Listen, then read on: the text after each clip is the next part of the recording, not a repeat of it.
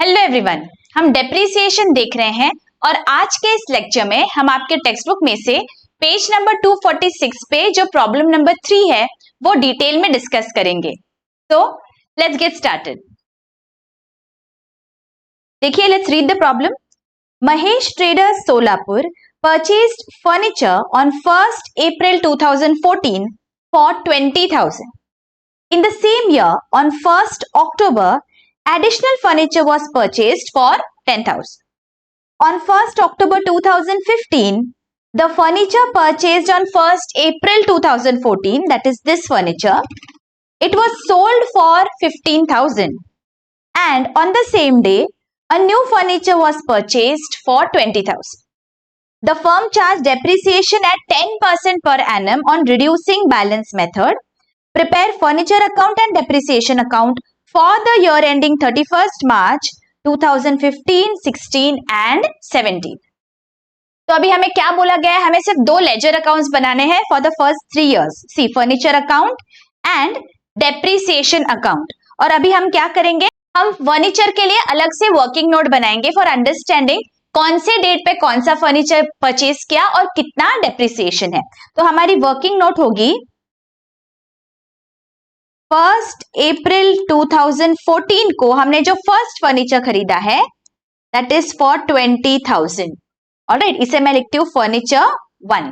Okay, and in the same year on 1st October additional furniture was purchased for 10,000. Same year में है, मतलब 1st October 2014 पे और एक फर्नीचर खरीदा और उसकी वैल्यू कितनी है? 10,000 रुपीज. ओके, अभी at the year and, year कब एंड हो रहा है, क्या दिया गया है हमें? लेट अस सी. 10% per annum reducing balance method और 31st मार्च को हमारा ईयर एंड होता है. तो 31st मार्च को यहाँ पे हमारा फर्स्ट डेप्रिसिएशन होगा. Now see, be careful with the dates. 31st March 2015 depreciation is at 10% per annum. Alright, this is written down value method. तो 20,000 ये जो है फर्नीचर, ये पूरे साल यूज हुआ बिकॉज 1st अप्रैल को खरीदा था. तो इस पे depreciation will be for the entire year. तो 10% of 20,000 which gives us 2,000 rupees. ठीक है, एंड ये जो फर्नीचर है ये हमने कब खरीदा? 1st October 2014. तो इस पे डेप्रिसिएशन अक्टूबर से लेके मार्च इतने महीने तक ही हमें चार्ज करना है. करेक्ट? तो 1st अक्टूबर से 31st मार्च कितने महीने हो गए? Let us calculate. October, November, December, Jan, Feb, March, 6 months. ठीक है, तो यहां पे हमें डेप्रिसिएशन कैलकुलेट करना है 10,000 पे 10% फॉर 6 months. राइट? कितना आ रहा है ये depreciation? 500 rupees. Alright, now the total depreciation for this year will be how much? 2,000 plus 500, that is 2,500. With me, furniture 1 and furniture 2 दोनों का combined depreciation इस साल का हो गया 2,500. और बैलेंस क्या हो गया? Let us see. 20,000 minus 2,000, that is 18,000, and 10,000 minus 500, that is 9,500. ये क्या है? This is the balance in the furniture account as on 1st April 2015. ये क्लियर हो गया? यहां तक एकदम अच्छी से समझ गया? और टोटल बैलेंस कितना होगा? 18,000 प्लस 9,500, that is 27,500. ओके, अभी ये जो फर्स्ट ईयर के हमारे एंट्रीज है ये हम पोस्ट करेंगे हमारे फर्नीचर अकाउंट में. फर्स्ट एंट्री होगी for the purchase of furniture on 1st April 2014. 20,000 का फर्नीचर खरीदा तो एंट्री क्या हो जाएगी?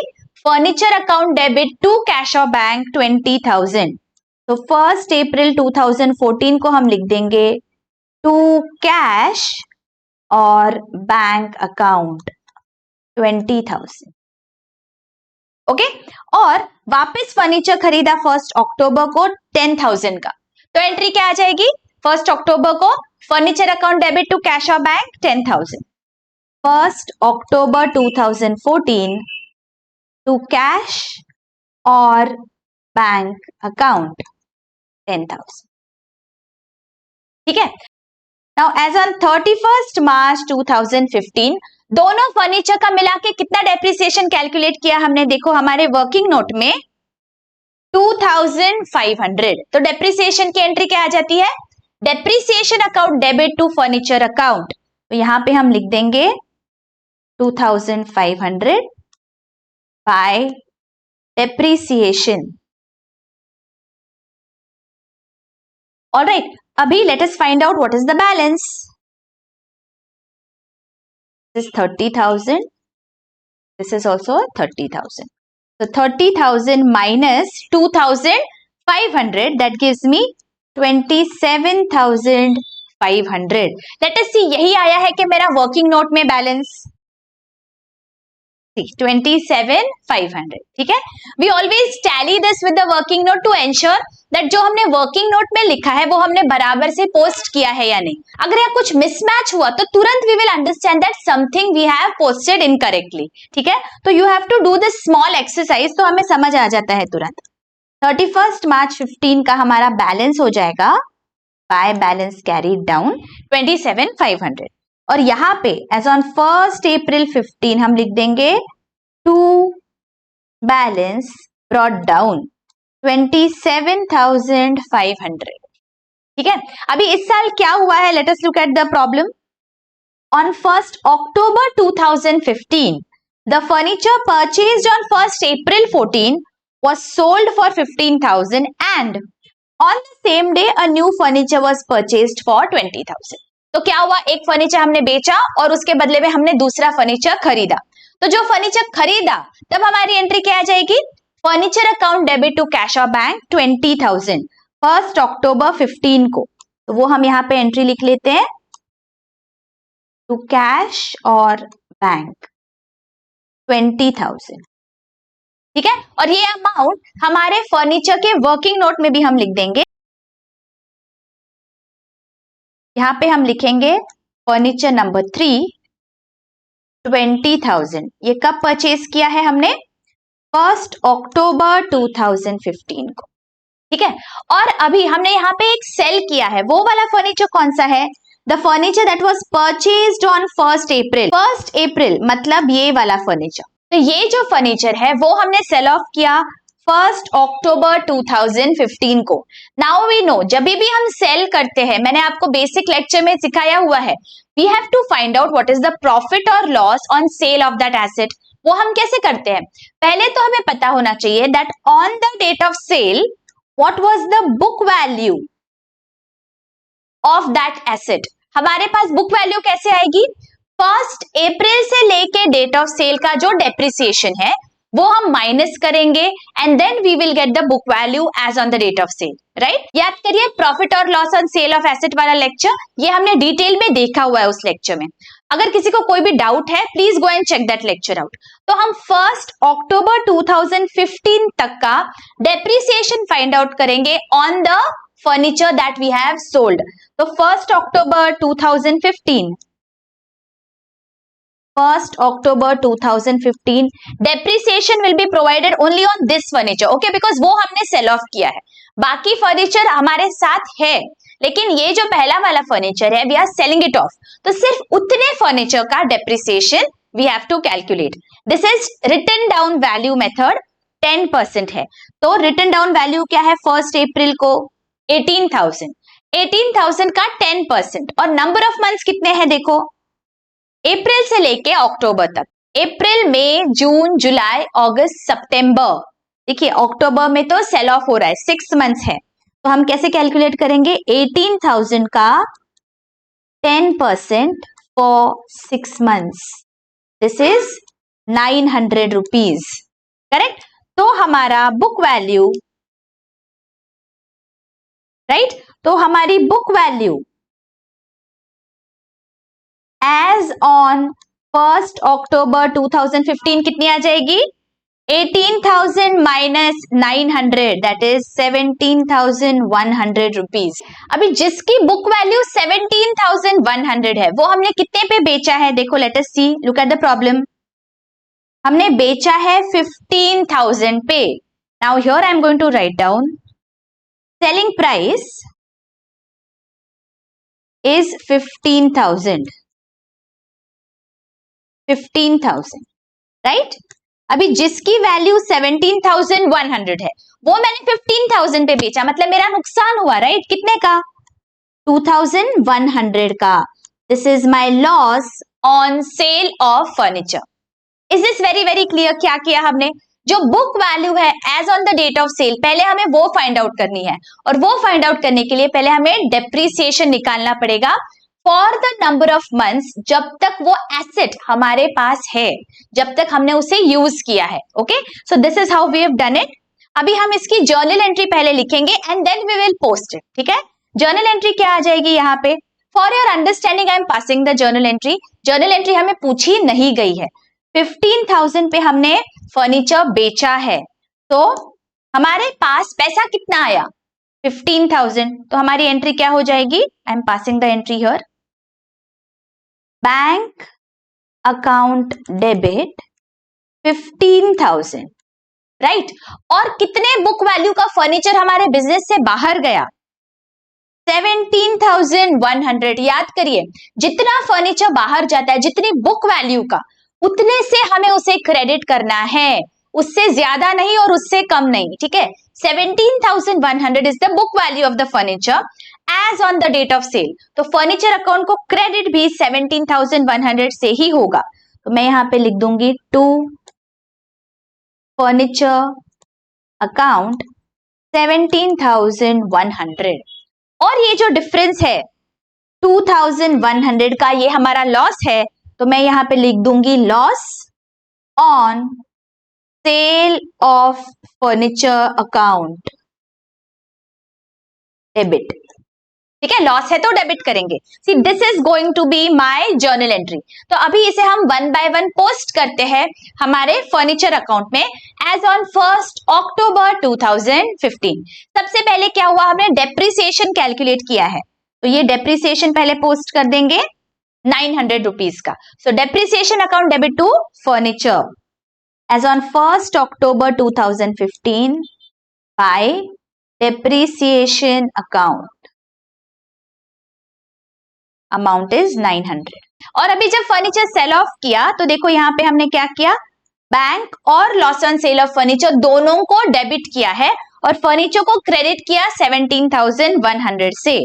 तो यहाँ पे हम लिख देंगे by bank account 15,000 and by loss on sale of furniture account 2,100, ठीक है।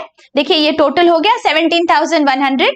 फर्नीचर को क्रेडिट हमें करना था 17,100 से, ठीक है। आई होप ये बहुत अच्छी से एंट्री समझ गई आपको कि कैसे पोस्ट करना है हमें। ऑलराइट, अभी क्या करना है? जो फर्नीचर बचा हुआ है उस पे as on the year end हमें डेप्रिसिएशन कैलकुलेट करना पड़ेगा। अभी कौन सा फर्नीचर बचा? देखो ये वाले दो, फर्नीचर 2 एंड फर्नीचर 3। फर्नीचर 2 का written down value as on 1 April is 9,500, right.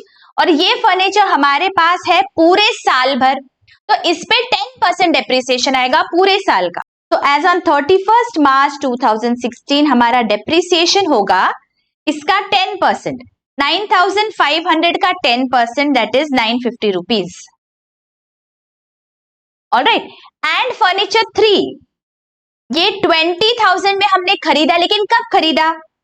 हमने खरीदा 1 अक्टूबर को।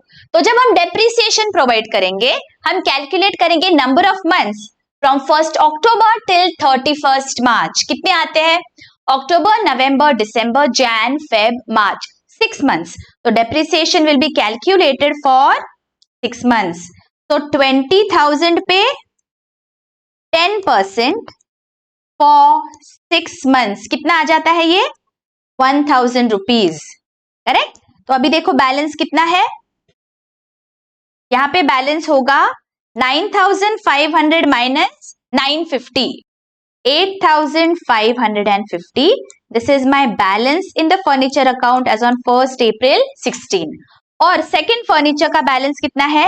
20,000 minus 1,000 that is 19,000। correct? And let us see what is the total depreciation for this year. 950 plus 1000, that is 1950, and total balance 19,000 plus 8,550. 27,550 will be my balance in the furniture account. ठीक है? Now let us post these entries to our furniture account. तो यहाँ पे as on 31st March 2016 हमारा depreciation क्या है? By depreciation account. Depreciation account debit to furniture. So depreciation total is 1,950. Right? And now let us see what is the total.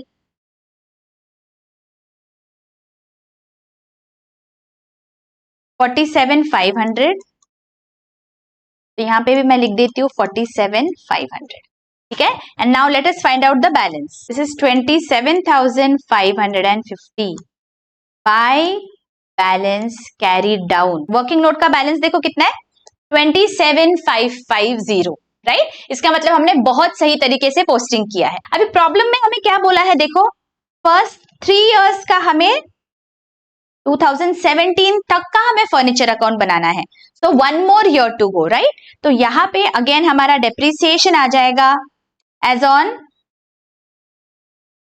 Depreciation as on 31st March 2017 भी हमें calculate करना है. इसका 10%, 8,550 का 10%, that is 855, और ये आ जाएगा 19,000 का 10% because this is reducing balance method. तो 1,900. टोटल डेप्रिसिएशन क्या है? Let us see. Total depreciation आ जाएगा 2,755. And let us now find out the balance as on 1st April 17. 7,695, 17,100. तो टोटल बैलेंस कितना हो गया? 24,795. ठीक है? Now let us do these postings in the furniture account. Furniture account में चलते हैं. एज ऑन 31st March 17 पहली एंट्री होगी डेप्रिसिएशन की. तो बाय डेप्रिसिएशन अकाउंट टोटल कितना है डेप्रिसिएशन? देखिए 2,755. तो यहां पे मैं लिख देती हूं 2,755. Now let us find out the balance. 27,550, 27,550. तो बाय बैलेंस कैरीड डाउन कितना हो जाएगा? 24,795. This is the balance in the furniture account. Now let us see whether this is tallying with our working note. देखिए 24,795 tally हो गया, right? और अगले साल की शुरुआत में that is as on 1st April 17 मुझे ये बैलेंस लिख देना है वापस. To balance brought down 24,795. Alright? बहुत अच्छे से समझ गया बच्चों कि हमें कैसे कैलकुलेट करना है? अगर बहुत अच्छे से समझ गया है, don't forget to comment and hit the like button. Thank you so much. और अभी हम क्या करेंगे? अभी और एक अकाउंट हमें पूछा गया है, वो अभी हमें बनाना है. That is the depreciation account for the first 3 years. तो डेप्रिसिएशन सबसे पहली एंट्री क्या है? देखो हमारे बुक्स में 2,500 एज ऑन 31st March 15. तो डेप्रिसिएशन अकाउंट में चलते हैं और यहाँ पे हम लिख देंगे 31st March 15 2,500. Depreciation account debit to furniture account. Alright? और ये हमें ट्रांसफर करना है हमारे प्रॉफिट एंड लॉस अकाउंट में. So here I am going to write down by profit and loss account 2,500.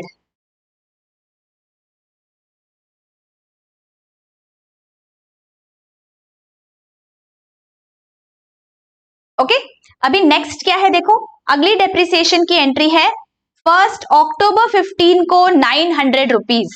तो 1st October को हम लिख देंगे यहां पे to furniture account 900, right? And as on 31st March हमारी एंट्री आ जाएगी 1,950 for depreciation.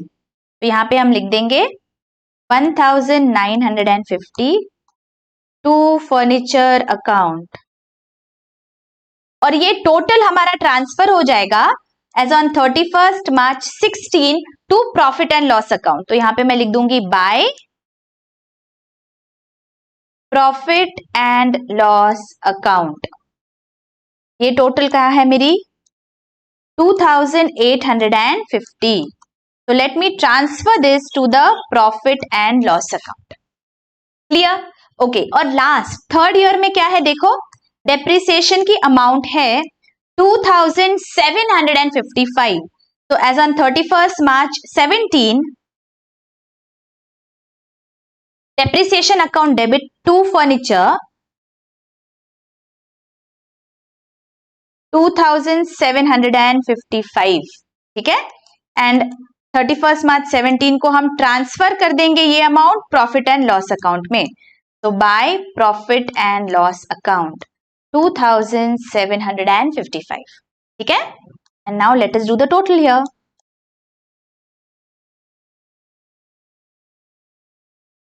Alright, I hope ये बहुत अच्छी से प्रॉब्लम समझ गया है बच्चों। अगर कोई भी डाउट है feel free to ask in the comment section.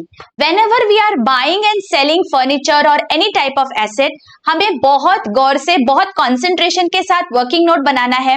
Ensure that आप डेट्स बराबर से लिखे and calculation of depreciation month wise आपको करना है till the date of sale to find out profit और loss on the sale of an asset. Okay, मिलती हूँ आपको अभी अगले लेक्चर में। मैंने चैप्टर वाइज प्लेलिस्ट बना के रखा है बच्चों। I hope you are going through all the lectures. 11th standard हमारा बेस है पूरे अकाउंटिंग जर्नी का। So I want all my students to have a complete thorough understanding of all the concepts. इसलिए I am ensuring I am taking the efforts to solve all the problems in the textbook और आपको मैं conceptually सब समझा रही हूँ बहुत ही simple language में।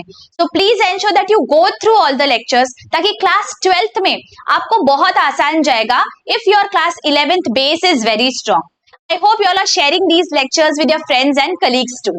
मिलती हूँ आपको अगले lecture में। Till then, take care. Bye bye.